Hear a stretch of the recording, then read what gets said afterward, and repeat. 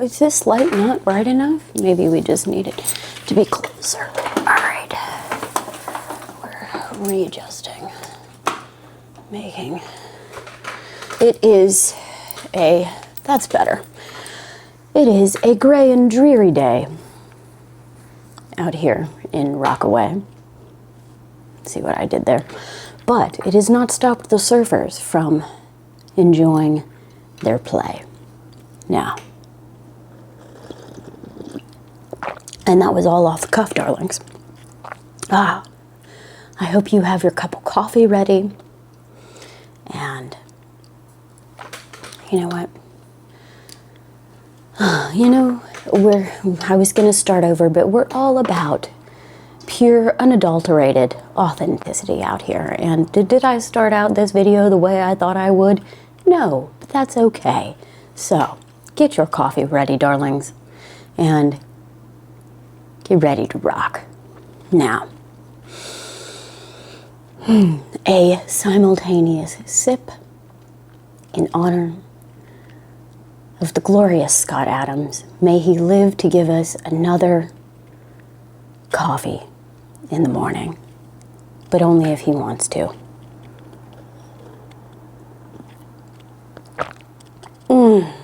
Drink in that ambrosia, darlings. It's fabulous because we're not being a peasant this morning. This is actual ground coffee that I did in my Chemex, okay? It's not instant. We went classy. We went full adulthood, all right?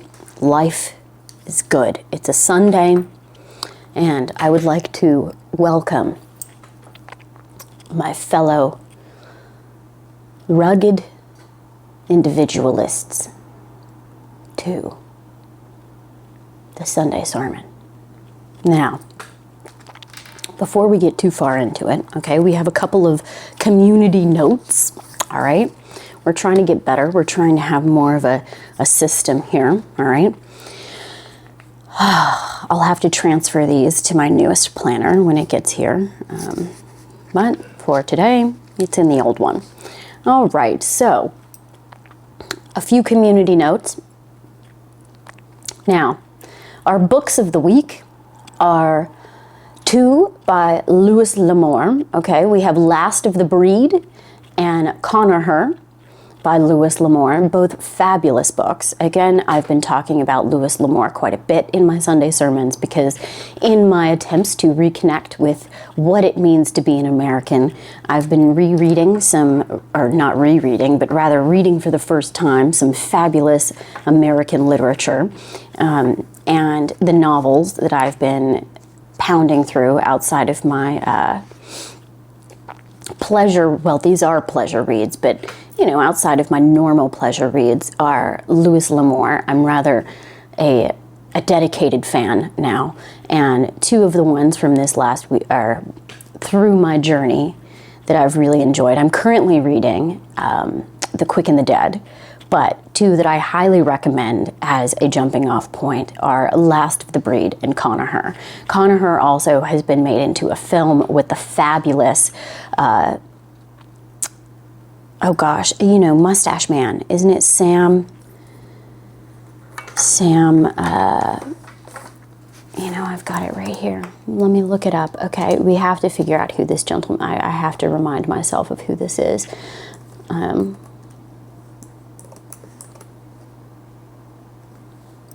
Here we go. Who is it? Sam Elliott. Sam Elliott and Catherine Ross. And they actually end up being married. Conagher, phenomenal film, phenomenal novel. Okay, highly recommend both of those.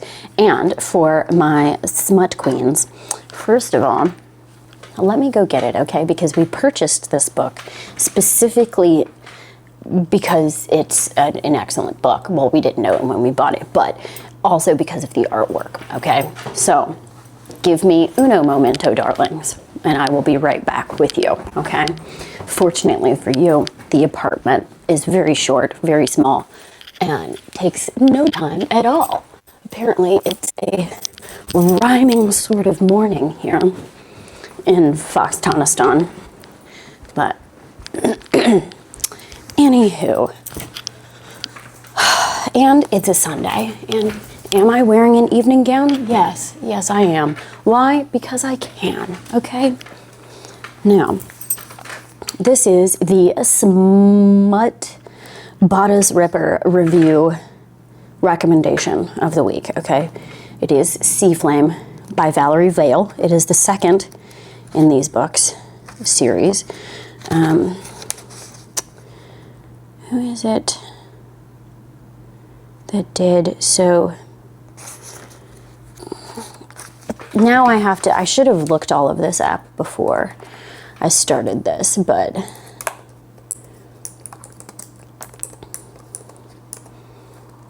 let's see.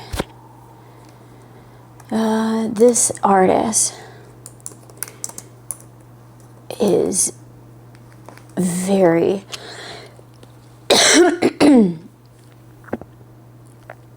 very fantastic. Okay, so let me find this. Who is this wonderful artist?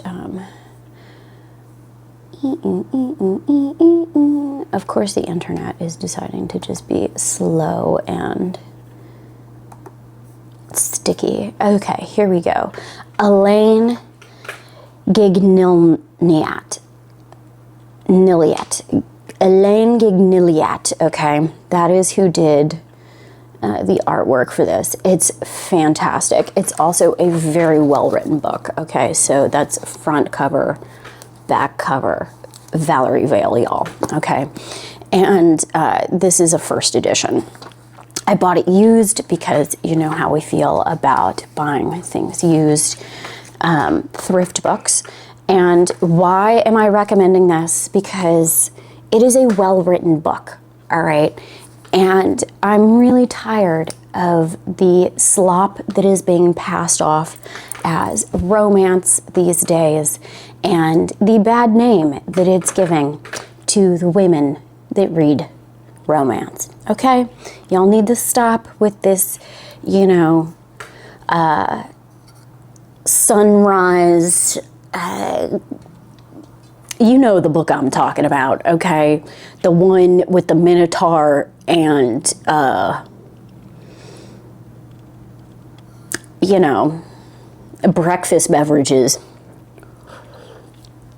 We're not even going to reference it because it's just repulsive. And the fact that anyone purchased it, laid eyeballs on it, and wasted their time on it is incredibly upsetting to me, especially as someone who values well-written literature, okay? So we're going to start imparting recommendations for something other than that, okay? Because it is diluting your brains, darlings. Stop reading poorly written, like, pornography, okay? It's not classy. All right, so those are our books of the week. Pardon me. Then we have our film and television recommendations of the week, all right? Our TV recommendation, we have Gundam 0079, okay? We're currently watching that. Highly recommend. Then for our film, we have the Outlaw Josey Wales with the incredible Clint Eastwood. I personally recommend his entire oeuvre, but this week we watched the Outlaw Josey Wales. Phenomenal. Again, it fits with our Louis L'Amour Western Americana theme, okay? And Gundam 0079 may not be Americana, but as a, you know, descendant of a Japanese woman, personally, I think that Japan is our single greatest ally, and the celebration of Japanese anime in a world of AI is phenomenal, and we can do nothing more, okay? Well, we can always do more, but you get my point, okay? Now, for our very important fashion note of the week, all right, and I will put a little visual reference here. The fashion note for everyone this week is if you are a civic servant, if you are in elected office, or if you are a representative in of an organization that is going to be present, filmed, or documented at a formal event. Now, what do I mean by formal? I mean an event that is to be taken seriously, okay? So what brought this about was the rather comical memorial that certain groups had for a certain group, I should say specifically, because there was only one that I know of that did this. It felt so driven to performance to do such a thing. But the January 6th memorial that was held by certain members of Congress and the Senate, and then by members of the press at the White House address given by our Vice President, J.D. Vance, this week regarding the Minnesota shooting, okay? And why specifically those two? Because they were very clear, documented cases of public servants who are in serious, business-like, formal situations, and yet they're wandering around in disgusting plastic, petroleum, casual footwear, masquerading as business shoes, okay? And since we just did our Shoes, the Foundation of the Feet episode, it felt very apropos that our note of the week is put on real shoes, darlings, okay? If you are, like I said, a civic servant, if you're a public servant, if you're someone who, regardless of your position, finds yourself going to an occasion that requires a sense of gravitas and import, perhaps put something other than rubber on your feet, okay? It is disgraceful. Now, personal call-outs for this, I believe Chucky Schumer is one of them, Hakeem Jeffries, and Peter, what was his last name? Peter Doocy of Fox News, okay? We're going to show the atrocities that they chose to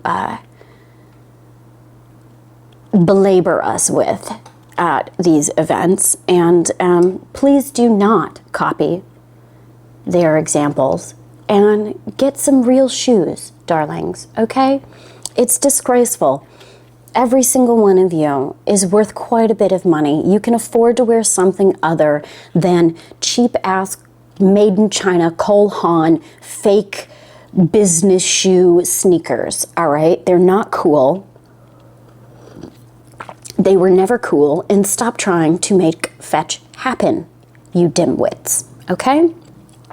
Now, that is our fashion note of the week. And now we have our quantum vibes, all right? So we would like to request that you send as much good energy and spooky particles to the women and men, I was going to say protesting, but it's really much more powerful than a protest at this point. But the men and women who are choosing to take a stand against their rather disgraceful and dictatorial government in Iran, we will, for the future, refer to it as Persia. But this Persian revolution that has been happening, I would like to have a moment for the men and women who are so valiantly standing up for themselves and their culture, and that are really lacking the public support. And as of this morning, there have been allegedly, reportedly, at least 2,000 dead in this uprising. So our thoughts, our quantum waves are with the people of Iran, and we hope that you find success those of us here in the West who believe in human rights, truth, justice, and, life, liberty, and the pursuit of happiness. We are with you in spirit. Also, we would like to have some quantum vibrations sent out to these apparently lunatic leftist lesbians. May they find happiness sooner rather than later, and may they find fulfillment in something other than rather disturbing displays of severely lacking self-discipline and self-awareness. And may you stop putting the rest of us at risk, all right, and giving women a bad name. Personally, I'm quite tired of it, and I'd really like to not give the repeal the 14th crowd any more fuel than they already have, okay? So, a moment for our quantum waves, to the people of Persia, to our disgraceful fellow women who think that they are allowed to show their ass in an unbelievably trashy way and get away with it. May you find peace and happiness and take yourself elsewhere instead of public places, sidewalks, streets, where you are obstructing the lives of the rest of us, okay? Now, oh, it's positively rocket fuel this morning, darlings. Positively rocket fuel.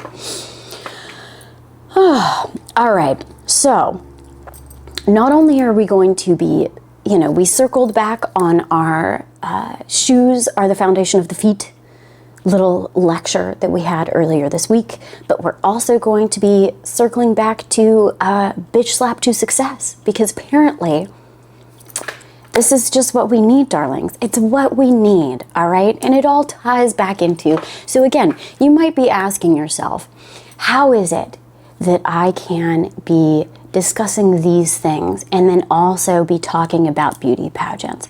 Well, darlings, it all comes back to classy versus trashy, okay?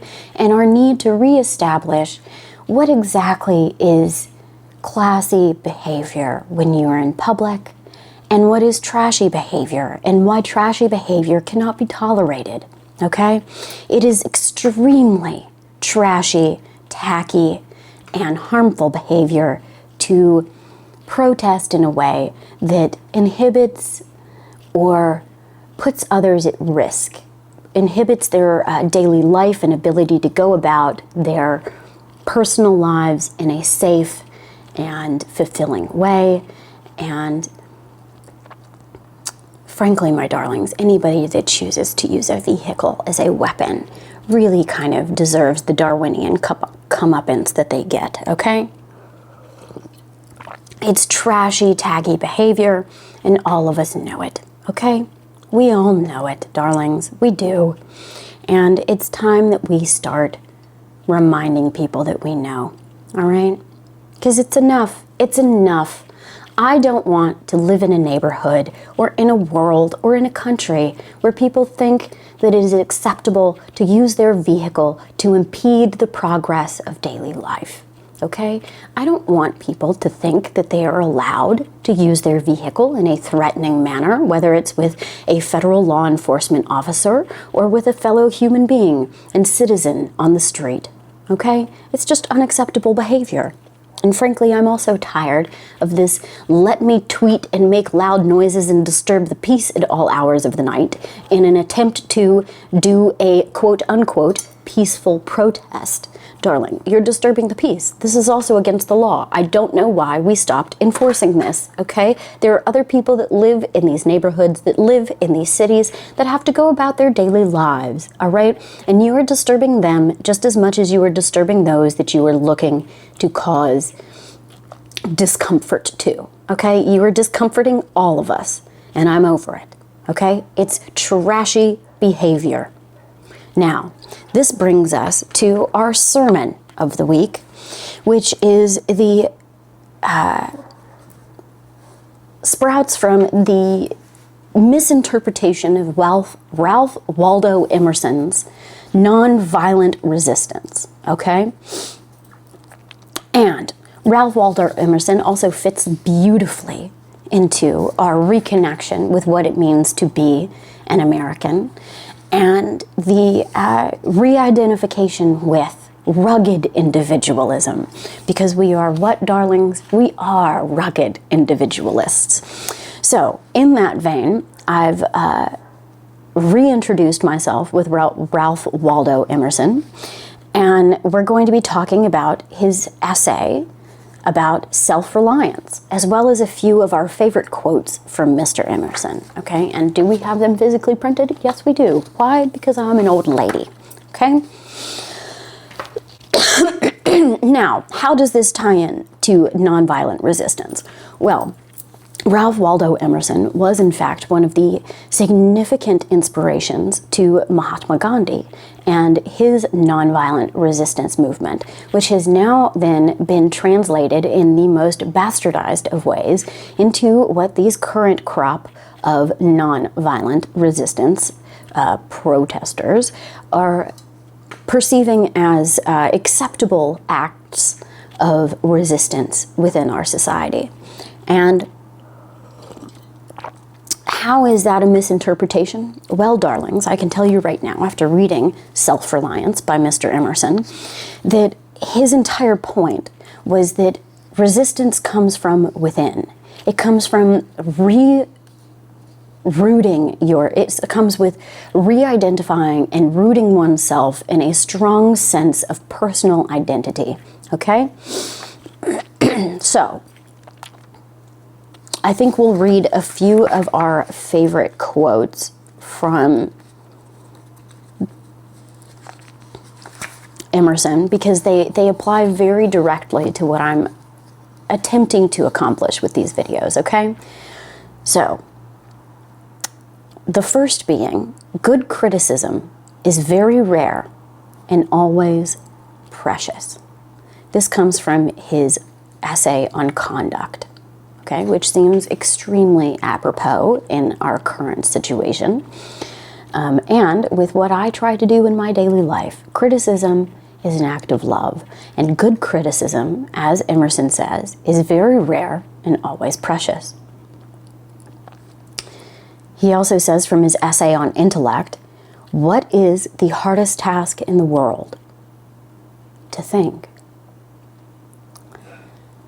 And from behavior, a little integrity is better than any career. Now then, and to lead us directly into his self-reliance essay, which we will be exploring further, is a foolish consistency is the hobgoblin of little minds, adored by little statesmen and philosophers and divines.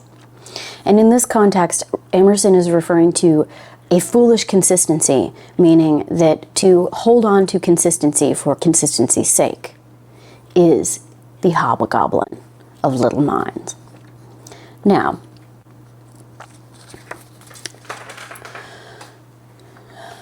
so I will read the very first opening paragraph from his essay on self-reliance. You can find this online. I'll link the page below in the description so that you can go and read it yourself. I highly recommend it. I read the other day some verses written by an eminent painter which were not original and not conventional. The soul always hears an admonition in such lines, let the subject be what it may. The sentiment they instill is of more value than any thought they may contain. To believe your own thought, to think that what is true for you in your private heart is true for all men, that is genius. Now, he goes on to talk about where in every man's education, he arrives at the conviction that, quote, envy is ignorance, that imitation is suicide, that he must take himself for better, for worse, as his portion, that though the wide universe is full of good, no kernel of nourishing corn can come to him but through his toil bestowed on that plot of ground which is given to him to till.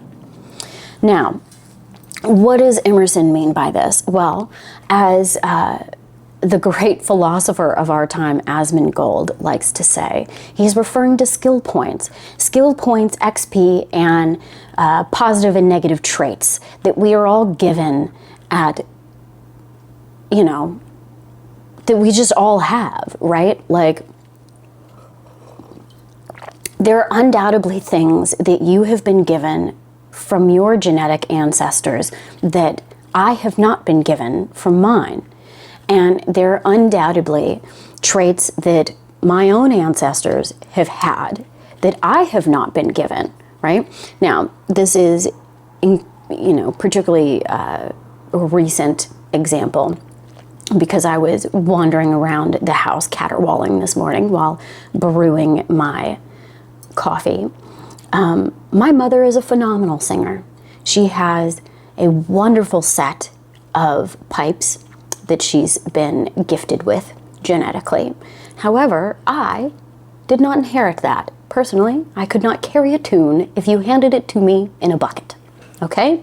But I adore it anyways. And so I caterwaul to my heart's content.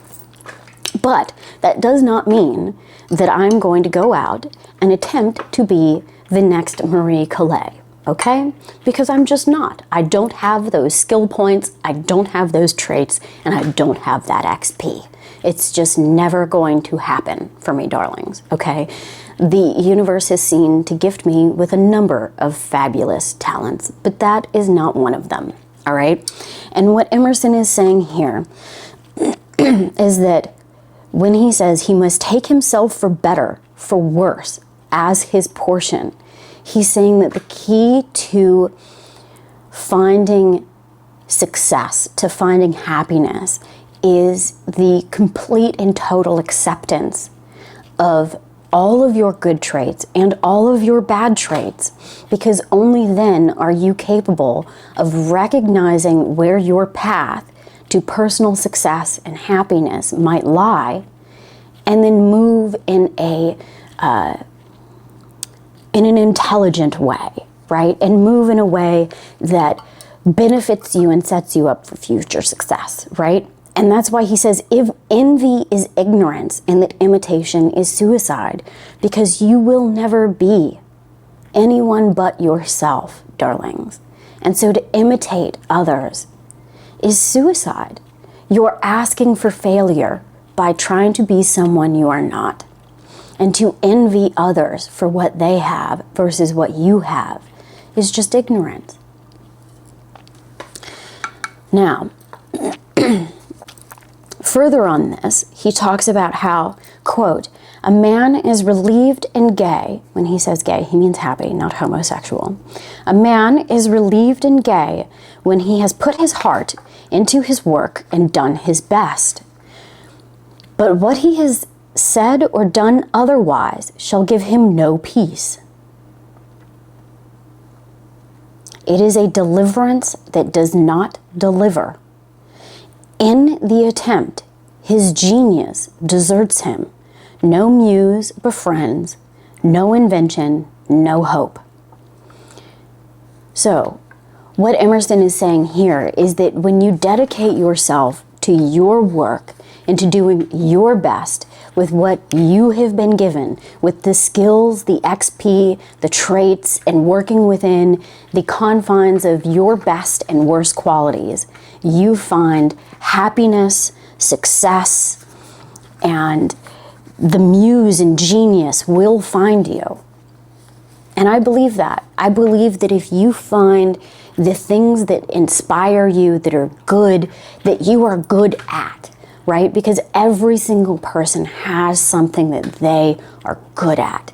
When you find that, whether it's art, whether it's, flipping burgers at McDonald's, if you find something that you're good at, that you can dedicate your time to honing and being the best at, you will find happiness, success, and fulfillment. Now, one of the other key points that Emerson talks about in this essay is that society is in conspiracy against manhood and individualism, all right?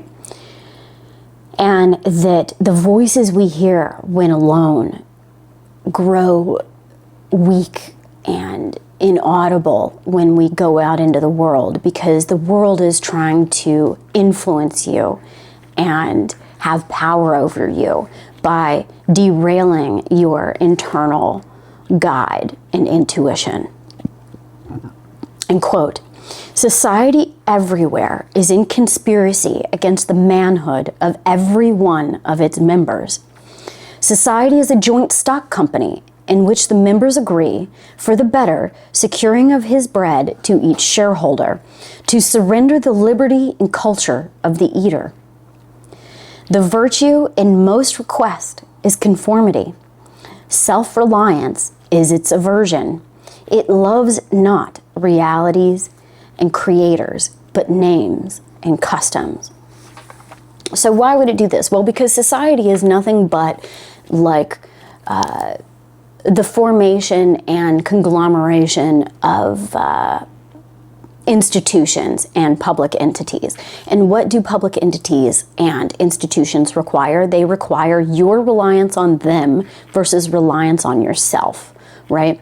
And that's where I think that this deeply rooted misinterpretation of what it means to be a part of society has steered us wrong, right? This collective, this desire for collectivism, when really collectivism is, in my opinion, the root of all evil and directly against every core principle of what it means to be an American, right? Part of why this essay about self-reliance from Emerson is so meaningful is that self-reliance is one of the key founding principles of being an American, right? This idea that if you find what you are good at and then dedicate yourself to it religiously and habitually, that you can find success and find happiness. So, Emerson continues, "Whoso would be a man must be a nonconformist. He who would gather immortal palms must not be hindered by the name of goodness, but must explore if it be goodness. Nothing is at last sacred but the integrity of your own mind." So what he's saying here, beyond, I think nothing is at last sacred, but the integrity of your own mind is fairly clear. But before that, he talks about how you should not be hindered by those who claim to be good, but should look for what is good, not what says it is good. And that brings us back to what is the hardest task in the world? To think. And it's true. Oh Lord, we're overheating here. Well, we may have to, we've gotten about 35 minutes out of this one, so we may have to circle back around here. But exploring what is goodness rather than what says it's goodness. And finally, good and bad are but names very readily transferable to that or this. The only right is what is after my constitution. The only wrong is what is against it. How easily we capitulate to badges and names, to large societies and dead institutions. Go upright and vital, and speak the rude truth in all ways. And we'll pick back up here after my camera cools down. Go make another cup of coffee, darlings, and I'll see you here. Okay, and we're back, y'all. So I was reviewing my little annotations here, and I think Self-Reliance by Emerson is just going to be the subject of the next couple of sermons because we've got a lot to go over here. But we're going to get up to that initial quote about foolish consistency, and then we're going to wrap it up, okay? Because I think everything up until that point is really poignant considering the current set of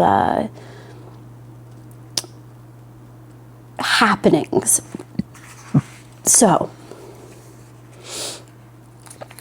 we were talking about go upright and vital and speak the rude truth in all ways. And never varnish your hard, uncharitable ambition with incredible tenderness for those that are far off. Thy love afar is spite at home. And the truth is handsomer than the affectation of love. Your goodness must have some edge to it, else it is none.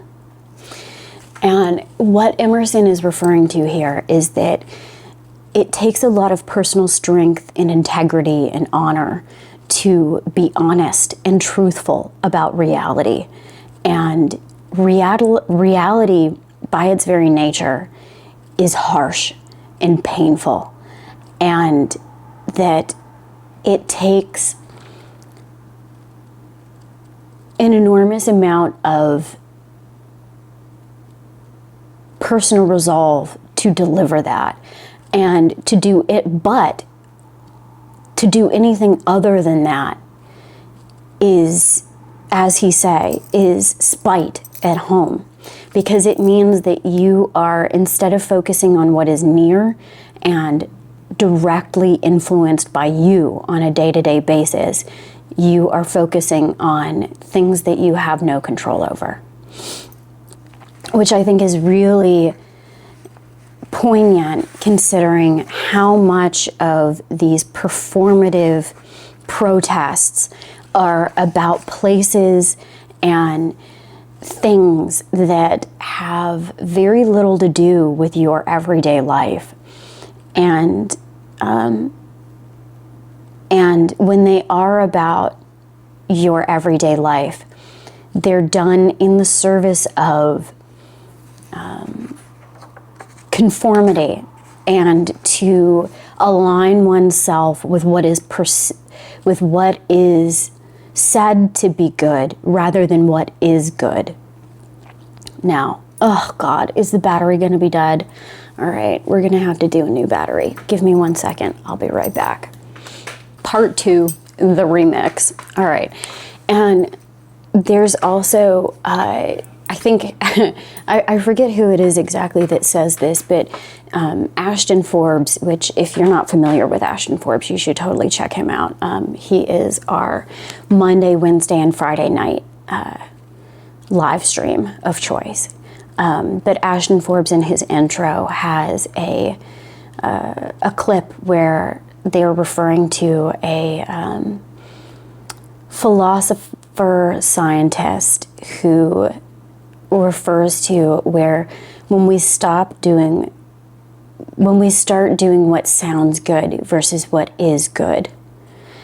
And, you know, that is exactly what Emerson is talking about, right? Like,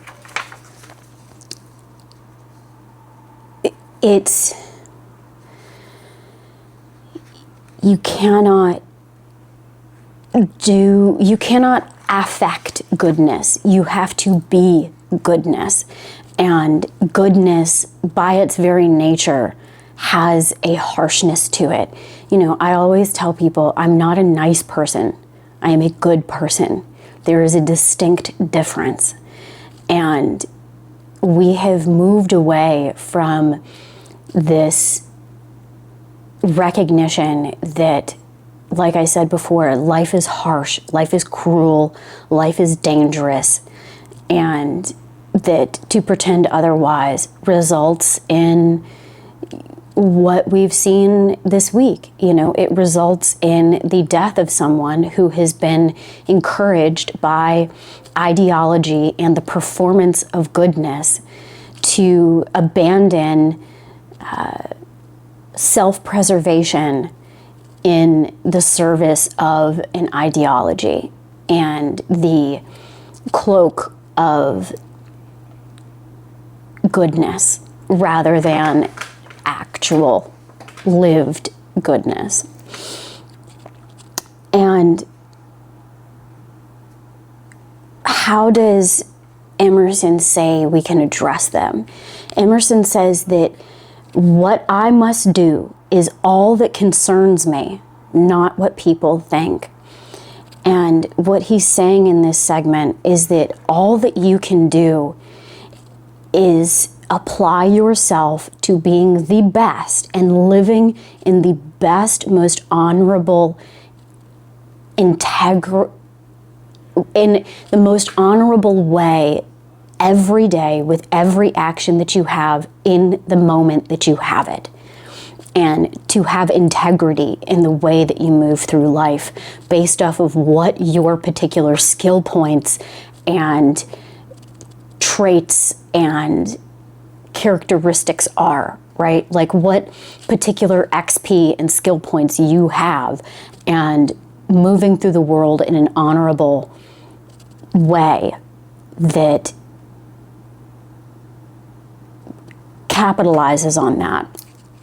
And he says that this rule of doing what it concerns you and not what people think is, quote, equally arduous in actual and in intellectual life. But it may serve for the whole distinction between greatness and meanness. It is the harder because you will always find those who think they know what your duty is better than you know it. The easy thing in the world is to live after the world's opinions. But the great man is he who, in the midst of the crowd, keeps with perfect sweetness the independence of solitude. And you see this reflected in traditional religious norms and Judeo-Christian teachings with the idea of, in the concept of narrow is the way, right? And few are those who follow it. And it is because it is hard. It is a difficult thing to stick to one's own principles in the face of overwhelming opposition from the world. And a lot of this, he says, that contributes that I think is, again, particularly relevant right now, is when you vote with a great party, either for the government or against it, rather than voting on issues. So instead of voting with a party just because you prescribe to the party, we should be voting on issues. And this, I think, is something that we're coming to terms with as a nation. But, you know, there's a lot of particulars around voting that we need to get squared away, like voter ID, which if you have to buy alcohol, if you have to have an ID to drive a car, darlings, you can have an ID to vote. And then he says, but do your work, and I shall know you, and you shall reinforce yourself. To me, this is an incredibly powerful statement by Emerson, because it's true. We do not know people by what they say, but by what they do. This is true regardless of who you are, your impact, your influence. It doesn't matter. We know people by what they do, not what they say. Because people can say whatever they want. And the best actors, the best performers, the best snake oil salesmen will tell you what they think you want to hear versus what the reality is.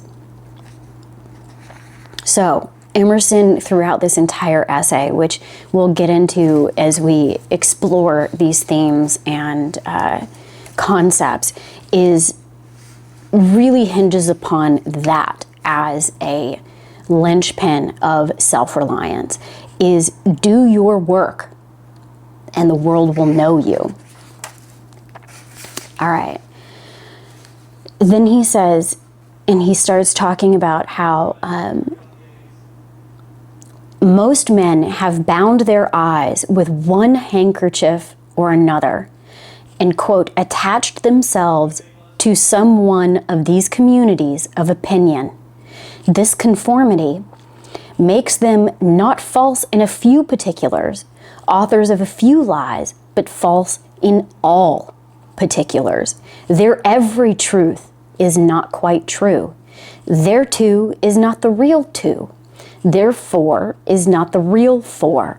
So that every word they say chagrins us, and we know not where to begin to set them right. This again feels incredibly heavy and relevant when we've reached a point in our society where there's clearly two different sects of our national community who believe two very different things, and one of them feels unapproachable because we do not know where to begin to set them right, because everything that they do, everything that they believe is due to conformity. It's to, again, align themselves with a performative set of ideologies that they put on and off in order to signify that they belong, right? Or that they are presumably virtuous rather than actually virtuous.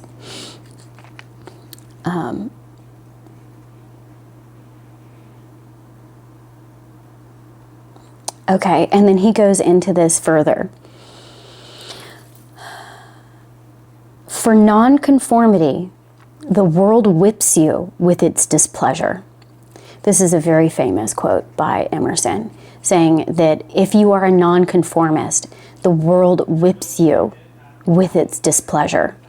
And therefore, a man must know how to estimate a sour face. The bystanders look askance on him in the public street or in the friend's parlor. If this aversion had its origin in contempt and resistance like his own, he might well go home with a sad countenance. But the sour faces of the multitude, like their sweet faces, have no deep cause, but are put on and off as the wind blows and a newspaper directs. This again, I think, is really illustrative of where a certain segment of society has found itself. They put on and off this performance of virtue and principle ideology for social credit, when in fact they do not believe any of it themselves. We can see this demonstrated really in real time on a day-to-day basis based off of the conflict between previously espoused beliefs and the conflict with current espoused beliefs. And these two things cannot live in harmony.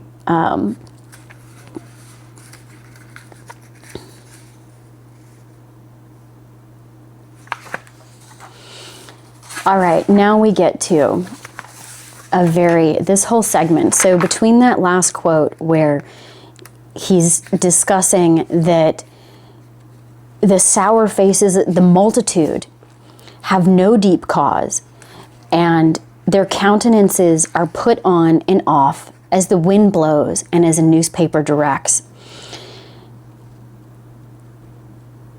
He then begins to talk about how, actually, I think it's pretty pertinent to just read this whole section. So, yet is the discontent of the multitude more formidable than that of the Senate and the college. It is easy enough for a firm man who knows the world to brook the rage of the cultivated classes. Their rage is decorous and prudent, for they are timid as being very vulnerable themselves, which again, we're seeing a little bit of a difference here because we've realized that a lot of these quote-unquote cultivated classes have deluded themselves into thinking that because they are a cultivated class, because they're an educated class, that somehow this sets them above the repercussions of reality. Their rage, but when to their feminine rage, the indignation of the people is added, and this is where we're getting to now. The alleged cultivated class has convinced a segment of the people to move alongside them. When the ignorant and the poor are aroused, when the unintelligent brute forces that lies, when the unintelligent brute force that lies at the bottom of society is made to growl and mow, it needs the habit of magnanimity and religion to treat it godlike as a trifle of no concernment. The other terror that scares us from self-trust is our consistency. And this is where we get to our foolish consistency, okay? A reverence for our past act or word because the eyes of others have no other data for computing or orbit than our past acts, and we are loath to disappoint them. But why should you keep your head over your shoulder?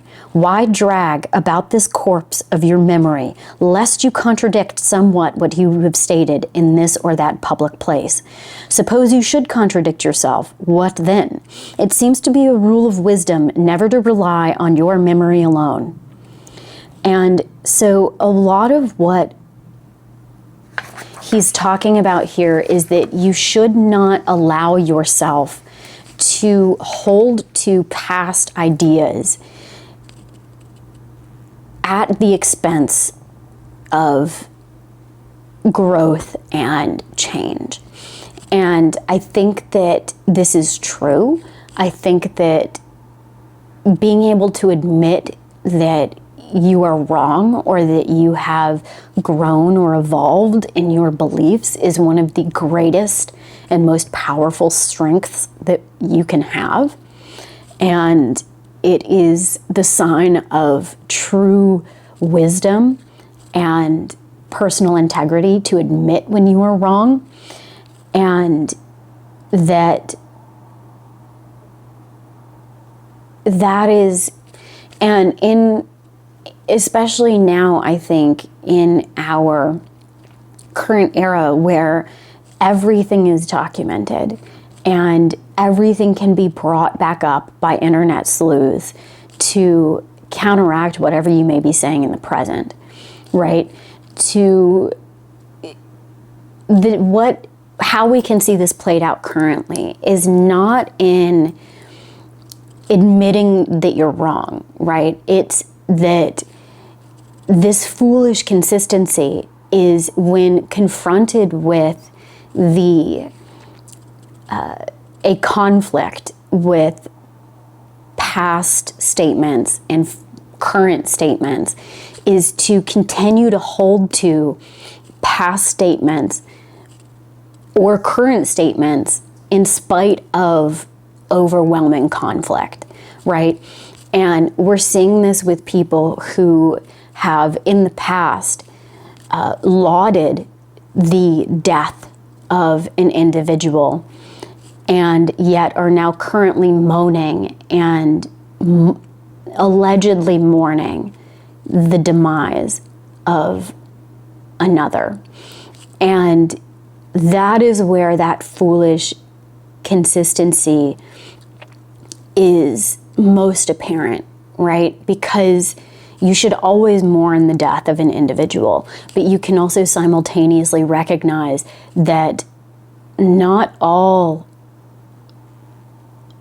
death is equal, and that if you laud the death of one individual, and still hold to that, right? Let's say that you still hold to this belief that celebrating the death of one person was right and correct. You cannot then say that your performance of grief about the death of another has validity. And I hope that makes sense. But I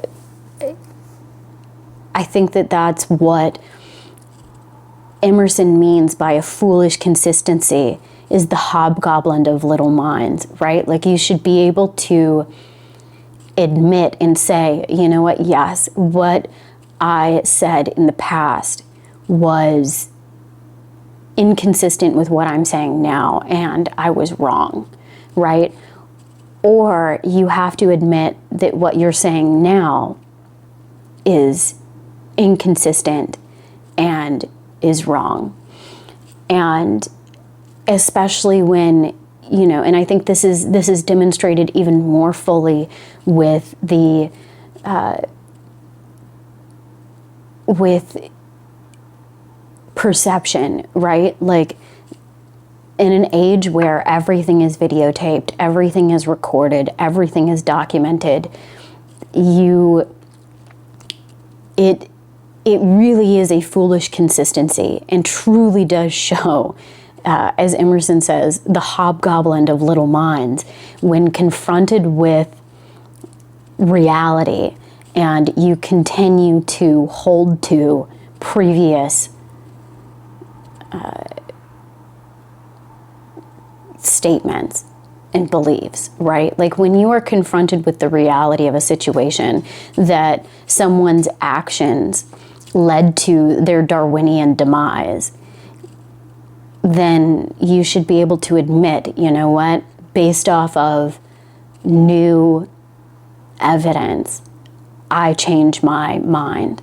And if you can't, well, you know, that's the hobgoblin of your little mind, darling.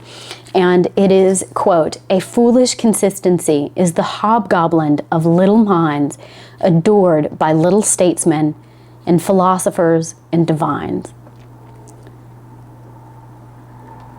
Speak what you think now in hard words, and tomorrow speak what tomorrow thinks in hard words again.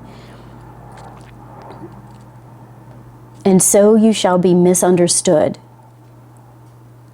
Every wise, pure, and spirit that ever took flesh was misunderstood. To be great is to be misunderstood. And I think that, interestingly enough, I think that that particular quotation is likely to be misconstrued and misunderstood. But hopefully I have done a decent job of trying to extrapolate what I think Emerson's points are in the beginning of his self-reliance essay. Again, I'm going to link this essay down below. It's free. It's available online via, I think it's like the Emerson archive website. But I'll link that down below, because you should go and read it and form your own opinions. And personally, the way that I recommend doing it versus just reading it online is to print it out and make notes, right? Like, you should be highlighting things that stand out to you. You should be making notes in the margins, because it helps you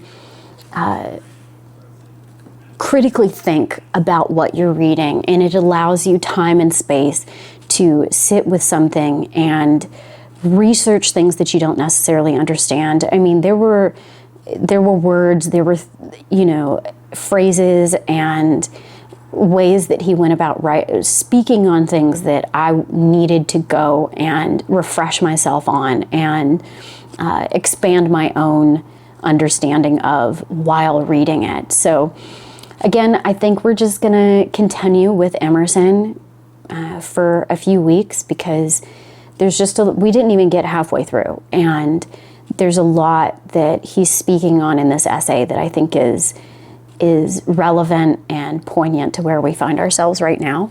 But the long and the short of it today is that to be rather than to seem, to be goodness, not to seem good.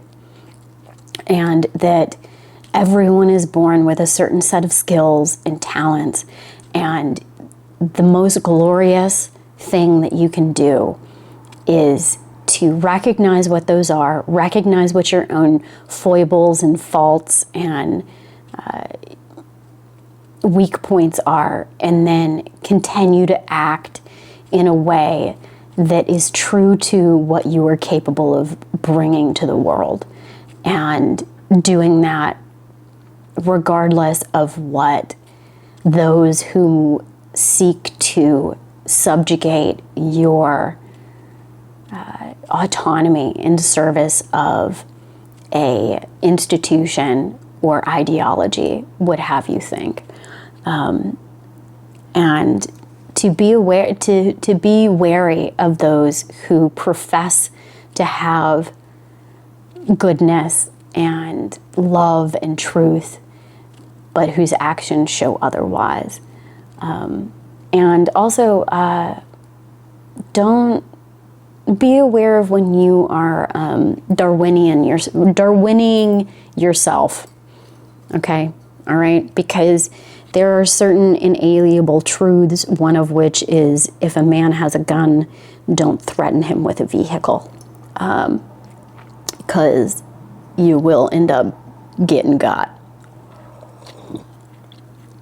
And I think that it's the biggest shame out of everything that's coming out right now is that a segment of our community as a nation has been convinced that this is not true, and that they are somehow allowed to act in a way that is disgracefully trashy and disturb the peace of the rest of us in the service of these false ideologies that they put on and off like a mask at the whim of, newspapers, as Emerson writes.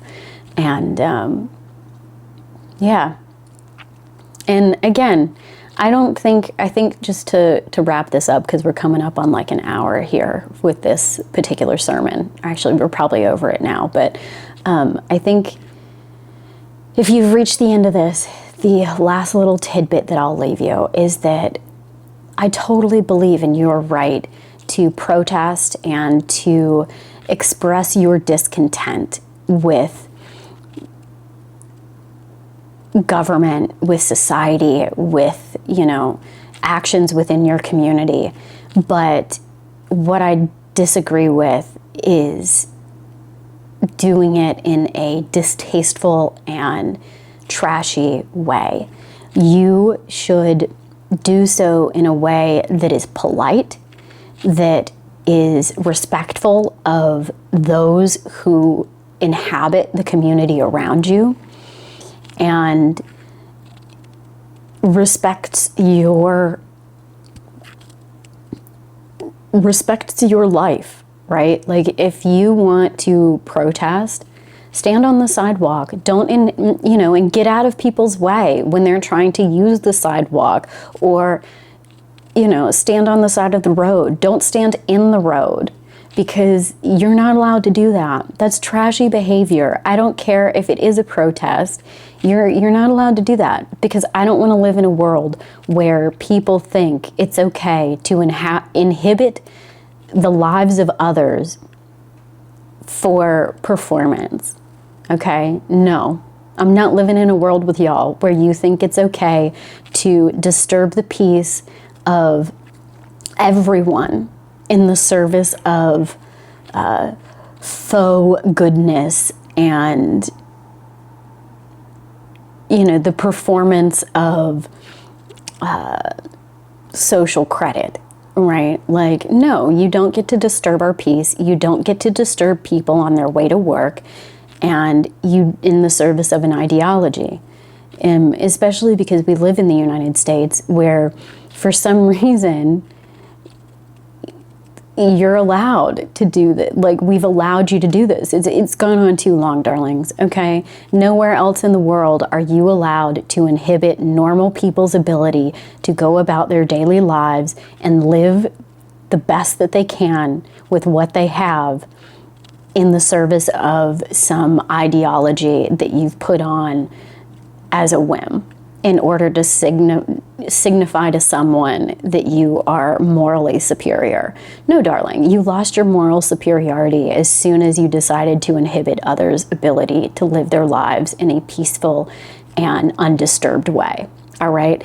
And bullhorns in the middle of the night, whistles constantly, like, no. That's all disgusting, trashy behavior. And either do better or sit down, shut the fuck up, and go vote, okay? Now, and on that note, vote in your primaries, y'all. But thank you for joining me today on this wandering, winding road that may or may not have made sense in our Sunday sermon. But yeah, some of y'all just need to be bitch slapped. And as Emerson says, where was that really powerful? He had that really, really good one. Do your work, and I shall know you. All right? Go out into the world and esse quam videre, darlings. To be rather than to seem. All right? And have a good one, you guys.